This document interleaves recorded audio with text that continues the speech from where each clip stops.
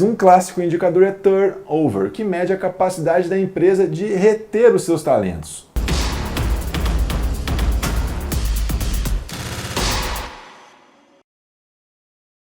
O desafio é ter o menor turnover possível, ou seja, garantir a manutenção da maior parte das pessoas na empresa. Por quê? Porque quando a gente consolida as pessoas, a gente tem muito mais chance de fazer com que a entrega de valor seja consolidada, ok? A gente não deve ser dependente disso, afinal de contas a gente já sabe que o mundo é imprevisível, que as mudanças acontecem a todo instante, que o cenário é de instabilidade, então a gente não deve ficar dependente de pessoas. Mas, se puder manter, principalmente boas pessoas, a estratégia é sempre manter. Tratando dessa premissa, a gente tem que ter o menor turnover possível. E o turnover, a cálculo de turnover é tão simples quanto isso. Você bota a quantidade de pessoas que saíram, divide pela quantidade total de funcionários e esse é o número do seu turnover. Então, se eu tenho 100 pessoas na empresa, saíram 10, eu tenho 10% de turnover. Ok? Bem simples quanto isso. É um indicador que é uma referência global. Então você vai procurar, você consegue na internet, referências de turnover. Pô, como é que é o turnover de uma empresa júnior? Bota no chat GPT aí, talvez ele te traga uma boa resposta. Como é que é o turnover do setor farmacêutico, do setor automobilístico? Né? E aí a gente consegue ter referenciais comparativos pertinentes sobre o nosso desempenho. Peraí, será que o turnover da minha empresa está maior ou menor, né, do que os referenciais ou as boas práticas de mercado? Porque esse é o grande segredo também da gestão. A gente tem que saber comparar as coisas de forma certa, que a gente chama de referencial comparativo pertinente. Então, é claro, é natural que o turnover de uma empresa júnior seja muito maior do que o de uma empresa sênior, de uma empresa já consolidada. É natural isso, justamente pelos fatores que eu já destaquei, das características por trás do processo seletivo, do processo de entrada de pessoas dentro de uma empresa júnior. E qual a relação do turnover com a gestão de conhecimento? Esse é um outro ponto, né? A alta rotatividade de funcionários, ou quanto maior a rotatividade de funcionários, menor o conhecimento institucional, natural, né? Então, se as pessoas saem, eu tenho menor conhecimento institucional. Existe essa correlação. Volto a destacar, não podemos aceitar isso, temos que lutar contra essa verdade, tá? Isso acontece sim, mas a gente tem que se preparar para não ser tão dependente de pessoas. Esse é o desafio, tá? De uma empresa consolidada. Afinal de contas, a pessoa que está contratando não está interessado nessas dificuldades. Ah, mas o time trocou. Ah, mas fulano saiu. Ah, mas veja bem, a gente perdeu o nosso gerente de projeto. Quem contratou não está nem aí para isso, né? Eles querem a entrega do produto que foi oferecido. E para uma empresa manter essa qualidade de entrega, sendo que existe rotatividade de funcionários, é necessário ter processos muito bem consolidados. A gente vai falar sobre isso. Quais são os desafios dessa rotatividade? Né? Quanto maior a rotatividade, perda de conhecimento, legal, descontinuidade de processos, perda de motivação e engajamento, né? Como vocês colocaram, pô, como que a gente faz para motivar as pessoas sendo que tem muita gente saindo? Então, isso contamina o time, tá? E cria uma senoide emocional, instabilidade no processo.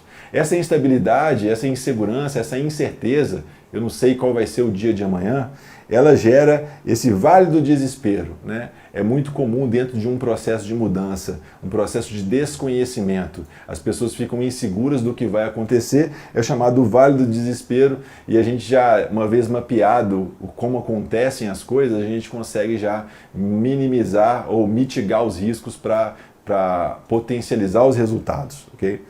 E a gente traz a frase de Heráclito, que fala a única constante é a mudança, né? É uma frase ambígua, né? Que fala assim, a única coisa que a gente tem certeza, a única coisa que é constante é a mudança. Que é uma pura verdade, né? Como a gente tem visto as coisas mudando de forma extremamente aleatória, né? A gente tem o exemplo clássico da pandemia que mudou o mercado num curto período de tempo. E vários outros mercados e segmentos de novas tecnologias e funcionalidades que estão surgindo a todo instante e que fazem a gente repensar as nossas estratégias, as nossas iniciativas, os nossos esforços, a nossa carreira. Agora a gente vem por uma grande disrupção aí dentro do nosso mundo dos negócios, do nosso mundo empresarial, do mundo corporativo, até mesmo do mundo dos empregos, a tal da inteligência artificial. Muitas pessoas que estavam se julgando já consolidadas, ou de certa forma que achavam que estavam em certo grau de estabilidade, estão tendo que repensar suas iniciativas, empresas repensando seus processos, sua estrutura de custos, seus cargos, suas funções, para que consigam ser mais eficientes e mais eficazes diante a novas soluções do mercado. Por quê? Porque se a gente não fizer dessa forma, o nosso concorrente vai ser mais eficiente, vai ser mais eficaz, naturalmente vai conseguir oferecer um serviço de maior qualidade e, quiçá, talvez até de menor custo. Então, para ser competitivo, a gente tem que estar pegado na mudança, sabe? Isso é um desafio grande? Sim, é um desafio. Tira a gente da zona de conforto? Com certeza tira a gente da zona de conforto. Mas não é de todo um grande problema, não.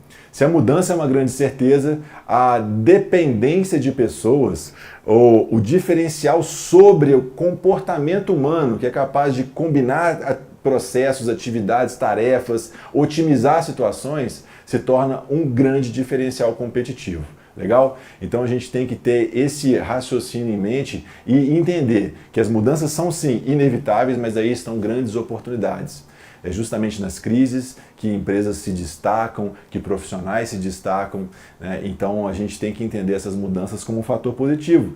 E mais uma vez, vale aquela máxima da teoria da evolução de Charles Darwin, né? Teoria da evolução das espécies. O cara já falava lá atrás, os animais que vão sobreviver não são os mais fortes, nem os mais inteligentes. São os animais que se adaptarem melhor às mudanças, né? E aquilo vale, a lei da selva vale muito para o nosso ambiente corporativo, porque é muito assim, a gente precisa de se adaptar às mudanças a todo instante. Então a gestão de conhecimento ela envolve captura de conhecimento, né? Definição do que é importante, envolve organização do conhecimento, então é captar, organizar, armazenar, compartilhar e aplicar. Olha que legal. Eu tenho que escolher o que é importante e captar. Não adianta nada eu ter uma biblioteca que eu não consigo encontrar as informações, concorda comigo? É muito comum isso. Você vai procurar as coisas no drive da empresa, está aquela zona. Então já fica aí. Eu aposto que não acontece na empresa de vocês, gente. Eu aposto, eu tenho certeza disso. Mas sabe quando a gente vai procurar aquela proposta comercial no drive e você não acha de jeito nenhum? Você vai procurar aquela planilha com um procedimento operacional no drive e você não consegue achar? Isso é uma grande falha no sistema de gestão. As informações têm que estar acessíveis, têm que estar organizadas. A informação perdida não serve de nada. Serve de nada. Imagina uma biblioteca gigantesca se os livros não estiverem catalogados e chegar lá e falar assim, eu quero o livro tal. E aí, meu? Não serve de absolutamente nada. Então, por isso tem que ter um sistema de gestão, tem que ter regras, tem que ter organizações, enfim. Tem que armazenar no lugar certo, né?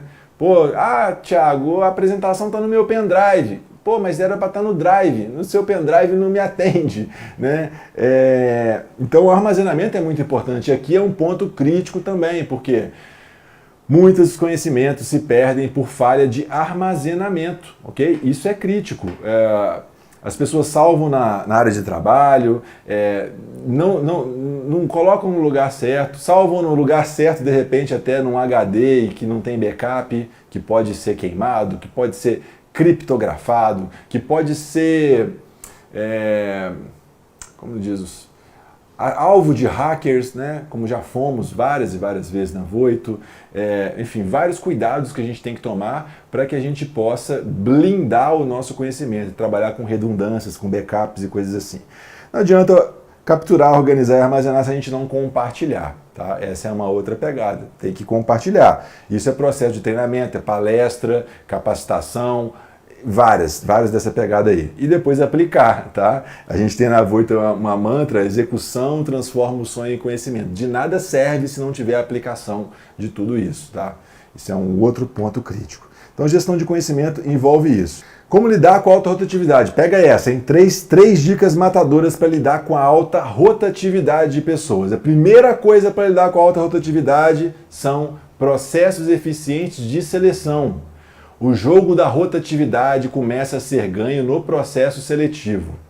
Se eu colocar pessoas certas para dentro de casa, eu tenho muito mais chance de mantê-las, ok? Isso é crítico, é aí que a gente começa a ganhar ou perder o jogo. E aí, a maior parte das vezes que a gente falha. Eu estou na Voito há 15 anos, desde o início da sua jornada, devem ter passado milhares de pessoas por aqui, milhares. Muitas oportunidades de aprendizado, muitos testes, muitos sonhos, muitos. E eu estou aprendendo cada dia mais. Se alguém me perguntar, você sabe o segredo para contratar pessoas que vão ficar na empresa? Eu ainda estou em busca dessa receita. É claro que depois de uma amostra de milhares de testes, de milhares de experiências, a gente se torna um pouquinho mais perspicaz, tá? Experiente, sagaz, a gente consegue enxergar as entrelinhas das situações, várias coisas assim. Mas a primeira grande dica para a gente melhorar o turnover, ela passa por processos eficientes de seleção. Estudem sobre isso, ok? Como selecionar pessoas certas, como avaliar questões comportamentais, como avaliar questões técnicas, quais são os principais desafios relacionados a isso, ok? Esse é um outro ponto muito importante do processo de turnover. Processos de seleção eficientes. Depois que a gente selecionou as pessoas da forma certa, fit cultural, comportamental e técnico, eu tenho que fazer o seguinte, eu tenho que embarcar esse cara, né, esse tripulante na nossa nave. Embarcar o tripulante da nave. E para embarcar o tripulante da nave, eu tenho que fazer um processo chamado de onboarding. Tá? Classicamente onboarding, né? É o bem-vindo a bordo, é a integração, tá? Trazendo para o português a nossa integração. É o momento onde a gente faz os alinhamentos das práticas de gestão, das rotinas, dos rituais, da política de benefícios da organização, do dia a dia, dos ritos culturais que estão por trás da empresa, o que é importante, o que não é. Enfim, o que se espera daquele colaborador, quais são os níveis de responsabilidades, de autonomia que eles têm. Enfim, esse é o onboarding, é o alinhamento cultural, a integração. Então a gente seleciona as pessoas da forma certa e depois que seleciona, a gente treina essa galera para eles ficarem muito bons nisso, ok? Por último, programas de remuneração competitivos. Então, para eu reduzir o turnover, eu tenho que selecionar da forma certa, eu tenho que treinar da forma certa e eu tenho que recompensar da forma certa. Recompensa. Uma vez um gestor comentou comigo assim, Thiago, o que faz as pessoas ficarem na empresa não é motivação, não é nada disso, cara. O que faz as pessoas ficarem na empresa é grana, é retenção. A retenção está relacionada à grana, a maior parte das vezes. Não é que as pessoas olham só grana, não, mas isso é muito importante. A gente não pode ser hipócrita de não considerar isso. Agora, não é só grana, tá? A gente fala de programa de remuneração e benefício. Por quê? Porque também não é só grana, tem uma porrada de coisa por trás. É o processo de aprendizado, o processo de desafio, de estímulo, de envolvimento com todas as pessoas, né? Então, tem uma série de questões a serem consideradas que são contrapartidas daquele desafio. Não são apenas contrapartidas financeiras, mas todo o contexto que está relacionado ali. Então, para a gente manter as pessoas na organização, tem que colocar a pessoa certa, tem que treinar as pessoas e tem que ter programas de remuneração competitivos. Legal? Eu vi ali, Daniele já deixou uma dúvida, eu vou deixar para o final, tá, Daniele? Eu faço alinhamento com vocês. Depois, agora, como promover a gestão do conhecimento. Eu passei agora há pouco como lidar com a alta rotatividade, beleza? Vocês já pegaram. A alta rotatividade é seleção, treinamento e remuneração ou recompensa, ok? Depois, agora, gestão do conhecimento. Uma vez que eu tenho as pessoas e conseguir manter a rotatividade, que aí já diminui os meus riscos de dar problema, agora, como eu posso garantir que o conhecimento fique ali dentro sem depender das pessoas? Dado que, inevitavelmente, mais cedo ou mais tarde, pessoas entram e pessoas saem da organização.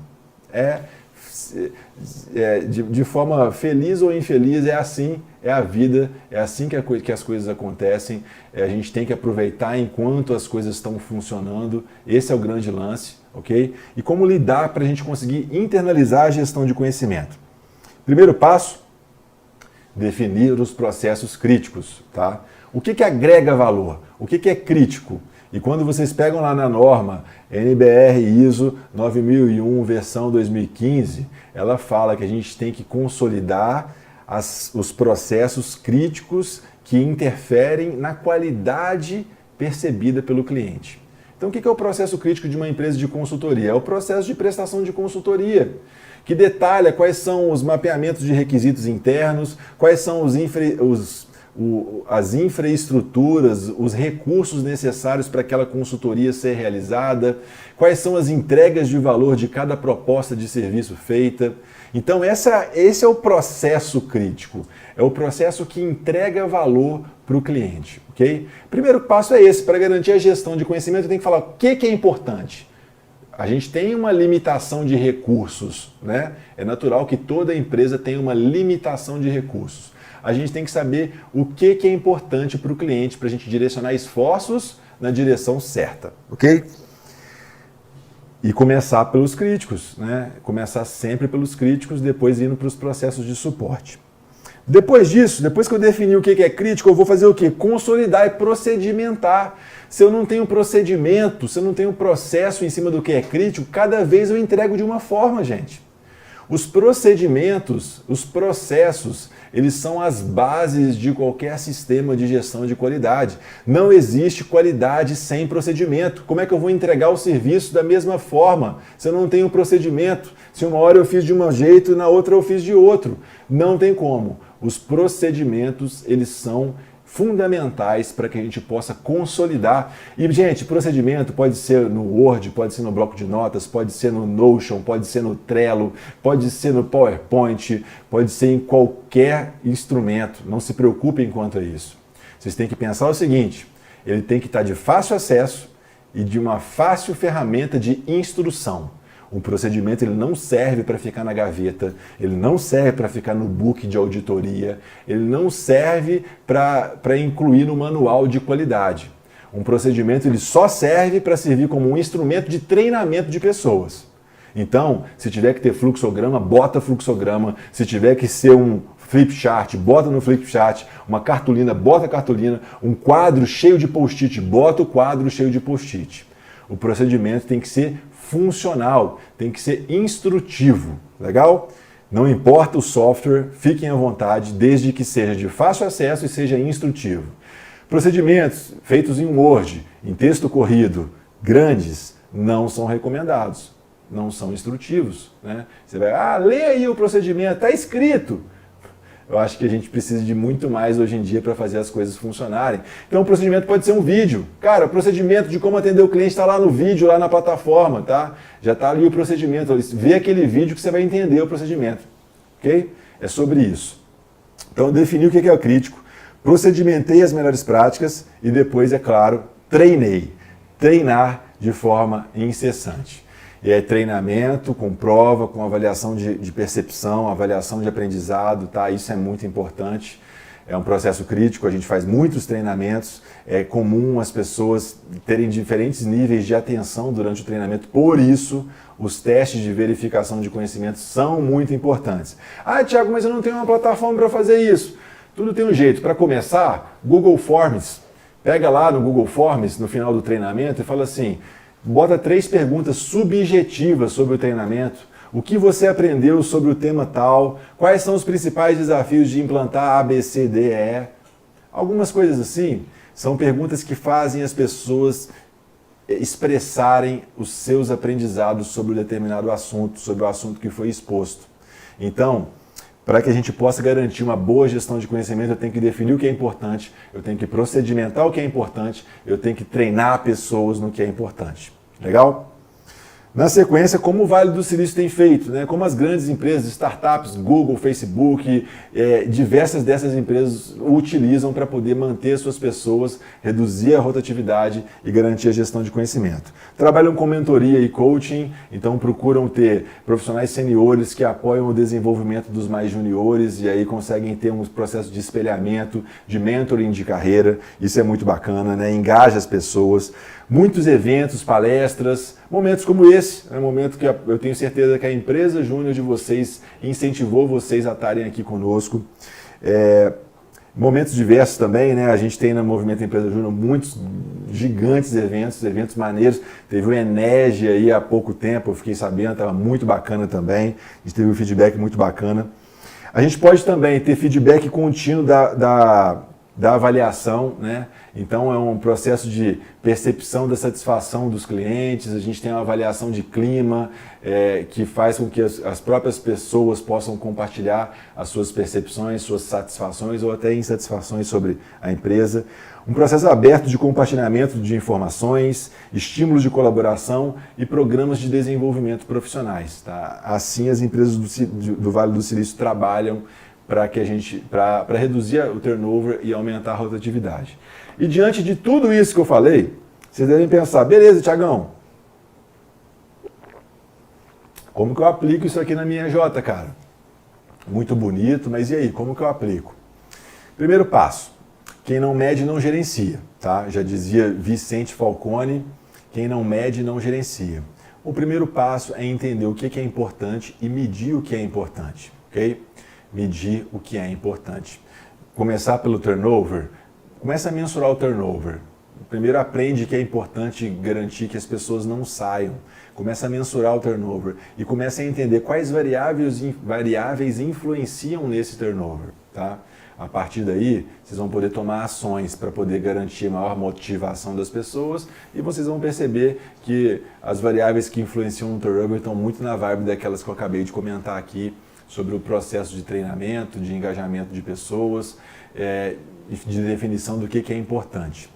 A partir disso, comecei a medir, eu começo a ter visão clara do meu desempenho e tomar ações para que a gente possa melhorar. Quando a gente olha para gestão do conhecimento, eu vou medir o que é importante gerir conhecimento. O que é crítico? Qual que é a entrega de valor da empresa? É uma consultoria de engenharia de produção? Então, como que eu faço uma consultoria de engenharia de produção? Quais são os processos críticos? E a partir daí começa a procedimentar o que é crítico, tá? Para que a gente possa garantir que um processo seja feito de formas, por pessoas diferentes da mesma forma. Okay? A partir daí que a gente definiu o que é crítico, procedimentou o que é crítico, a gente tem um processo de treinamento para que as pessoas, à medida que as pessoas à medida que aconteça a troca das pessoas, né, caso isso aconteça, e vai acontecer, a gente consiga também, ao mesmo tempo, garantir que a perda de conhecimento não vai ser tão grande, porque eu tenho um processo consolidado de capacitação e treinamento sobre aquele conhecimento. Assim a gente aplica. E o que a gente tem feito na Voito para fazer isso tudo acontecer? Né? A gente tem mapeado o conhecimento, a gente tem capturado documentação. Então, hoje dentro da Voito, a gente tem a nossa plataforma de ensino, que a gente usa não apenas para outras empresas, mas para atender os anseios do nosso RH. Então, o nosso RH fala assim, cara, eu preciso de desenvolver líderes. Então, eu pego e monto uma trilha de desenvolvimento de líderes para a nossa empresa. Tá? E aí eu consigo atribuir essa trilha para os líderes da empresa e acompanhar a evolução desses líderes. Eu preciso, por exemplo, de consolidar e desenvolver a equipe comercial. Eu crio uma trilha de conhecimentos na área comercial para que, à medida que as pessoas entrem na empresa, já passem por esse processo de treinamento na área comercial e fiquem preparados para assumir as suas funções. Okay? Esse é um pouco do nosso desafio, que é semelhante ao desafio de vocês, e como a gente tem lidado com isso. A gente utiliza uma plataforma chamada Para Empresas, né, que a gente oferece para outras empresas também, como Voito para Empresas. Nela, você vai ter a oportunidade de convidar os membros para participarem da plataforma. Vocês vão organizar esses membros por times, então vai ter o time comercial, vai ter o time de diretoria, vai ter o time de operações, o time de financeiro, vai organizar por times e vai montar trilhas de cursos por times. Então, o time comercial vai ter esses cursos, o time de líderes vão ter esses cursos, o time financeiro vão ter esses cursos e vai poder usar esses cursos para desenvolver, para manter, para engajar e motivar a equipe de vocês. ok? Essa é a solução que a gente usa dentro da Voito e que a gente vai compartilhar com vocês em primeira mão. Então, a partir daí, vocês podem atribuir cursos e fazer gestão disso, né? O que é o mais bacana. Então, o funcionário ganha fazendo uma porrada de curso, o RH ganha mantendo pessoas motivadas e engajadas dentro da empresa, e a empresa ganha com funcionários mais preparados e capazes de gerar resultado. Esse é a nosso aprendizado e melhoria contínua, esse é o nosso Voito para empresas, a solução que a gente traz aqui para vocês